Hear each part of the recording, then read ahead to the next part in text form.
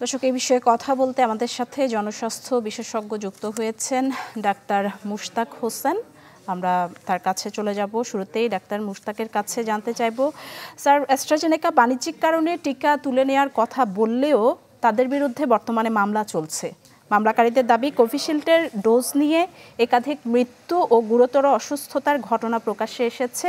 AstraZeneca স্বীকারও করেছে এই টিকা ব্যবহারের কারণে বিরল ক্ষেত্রে থ্রম্বোসিস বা থ্রম্বোসাইটোপেনিয়া সিন্ড্রোমে আক্রান্ত হবার সম্ভাবনা রয়েছে। কোভিশিল্ড টিকা নেওয়ার কারণে বাংলাদেশে কী ধরনের স্বাস্থ্য ঝুঁকি তৈরি হতে পারে বলে আপনি মনে করেন? জি, ধন্যবাদ। অ্যাস্ট্রাজেনেকার টিকা তো এখন তো অনেক আগে থেকে দেওয়া হচ্ছে, এখন খুব একটা টিকা দেওয়া হচ্ছে না। এখন কোভিডের টিকা খুব চিকিৎসকের ইয়ে ছাড়া বা সে অভিযানটা এখন কি চলছে না, তবে টিকা পাওয়া যাচ্ছে। শুধু অ্যাস্ট্রাজেনেকা না, বাংলাদেশে আমরা বিশ্ব স্বাস্থ্য সংস্থা অনুমোদিত সব টিকাই দিচ্ছি আমরা। এবং কোনো ধরনের গুরুতর পার্শ্ব প্রতিক্রিয়া আছে এমন কোনো ঘটনা কিন্তু আমার জানা নেই, বা আমাদের স্বাস্থ্য অধিদপ্তর এমন কোনো খবর দেয়নি। তবে হ্যাঁ, আহ, আহ, মৃদু পার্শ্ব প্রতিক্রিয়া তো হয়েছে। কারো জ্বর, কারো ব্যথা, কারো অ্যালার্জি, কিছুদিন ব্যথা, সেগুলো কিন্তু হয়েছে। এবং সেগুলো সবকিছুই টিকা দেওয়ার সময় বলে দেওয়া হয়েছে, বা টিকা দেওয়ার কার্ডে টেলিফোন নম্বর দেওয়া হয়েছে, ইমেল দেওয়া হয়েছে, যে কারো যদি কোনো পার্শ্ব প্রতিক্রিয়া থাকে সেটা জানাবার জন্যে। সেই রেকর্ড কিন্তু আমাদের স্বাস্থ্য অধিদপ্তরেও আছে, এবং পাশাপাশি বিশ্ব স্বাস্থ্য সংস্থাকেও সেটা দেওয়া হয়েছে। এইখানে আমার জানা মতে গুরুতর কোনো পার্শ্ব প্রতিক্রিয়া খবর পাইনি, কোনো মৃত্যুর খবর পাইনি। শুধুমাত্র অ্যাস্ট্রাজেনেকা না, এখানে মডার্না, ফাইজার, চীনের যে সিনোফার্মা, সিনোভ্যাক, এগুলো কিন্তু আমাদের এখানে দেওয়া হয়েছে।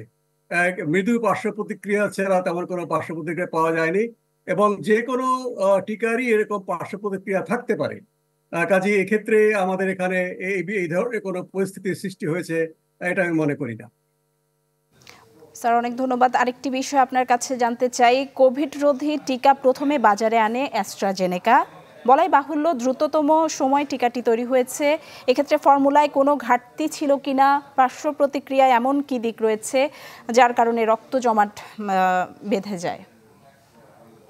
এই বিষয়ে তো যারা অভিযোগ করেছে তারাই বলতে পারবে। তবে সমস্ত টিকাই কিন্তু কাছাকাছি সময়ে তারা আবিষ্কার করেছে। এবং যেটা আপনার মেসেঞ্জার আরএনএ দিয়ে যেটা তৈরি করা হয়েছে, সেগুলো কিন্তু বিশ্বেই প্রথম এই প্রযুক্তি ব্যবহার করা হয়েছে।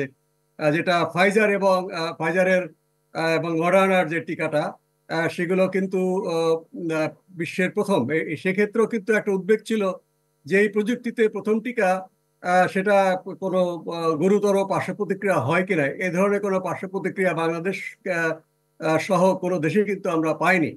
আর অ্যাস্ট্রাজেনেকার যে টিকাটা, সেটা কিন্তু ইবোলার বিরুদ্ধে এই টিকাটা প্রথম এটা কার্যকরী হয়, ইবোলা প্রতিরোধী টিকা।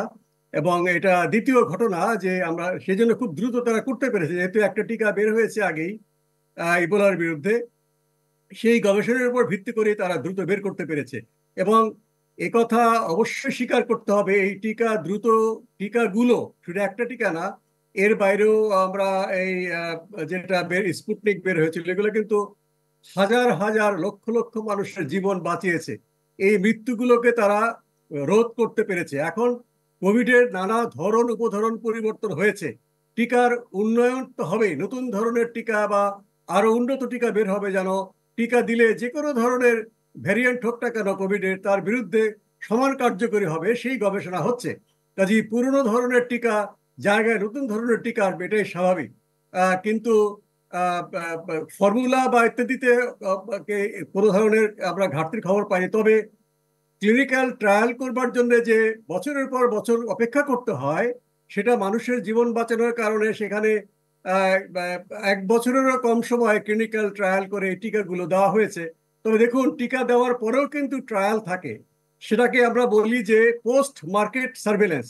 টিকা দেওয়ার, অর্থাৎ টিকাটা বাজারে আসার পরে সার্ভেলেন্স, সেগুলো কিন্তু এখনো সেগুলো পর্যবেক্ষণ করা হচ্ছে। বাংলাদেশেও আমি শুনেছি যে মাননীয় মন্ত্রী বলেছেন গবেষণা করবার জন্য। এখন যারা টিকা বাইরে ইন্ডিপেন্ডেন্ট রিসার্চ, স্বাধীন গবেষক যারা আছেন, তারা এই তথ্যগুলো সংগ্রহ করবেন এবং তথ্য সংগ্রহ করে তা অ্যানালাইসিস করে দেখবেন যে আমাদের বাংলাদেশে এই টিকাগুলো কি পার্শ্ব প্রতিক্রিয়া হয়েছে এবং সারা বিশ্বের সাথে এটা তুলনা করা হবে। এই গবেষণা করেছেন, অনেকেই করেছেন, সেগুলো কিছু কিছু প্রকাশ হয়েছে, কিছু কিছু প্রকাশের অপেক্ষা আছে। নতুন ধরে করে আবার অনেক বড় ধরনের গবেষণা হতে পারে যদি সরকারের পক্ষ থেকে সহযোগিতা করা হয়, তখন আমরা বিস্তারিত জানবো। তবে এখনো পর্যন্ত আমি জানা মতে আবারও বলছি, কোনো গুরুতর সমস্যা টিকার কারণে, কোনো টিকার কারণেই এ ধরনের গুরুতর সমস্যা বাংলাদেশে তৈরি হয়নি। ডাক্তার মুশতাক হোসেন, অনেক ধন্যবাদ আমাদের সাথে যুক্ত হওয়ার জন্য। অনেক গুরুত্বপূর্ণ তথ্য আপনি আমাদের দিয়েছেন। দর্শক, পার্শ্ব প্রতিক্রিয়ার জেরে করোনা টিকা কোভিশিল্ড বা ভ্যাক্সজেভরিয়া বাজার থেকে তুলে নিচ্ছে অ্যাস্ট্রাজেনেকা, এই বিষয়ে আমাদের সাথে কথা বলছিলেন জনস্বাস্থ্য বিশেষজ্ঞ ডাক্তার মুশতাক হোসেন।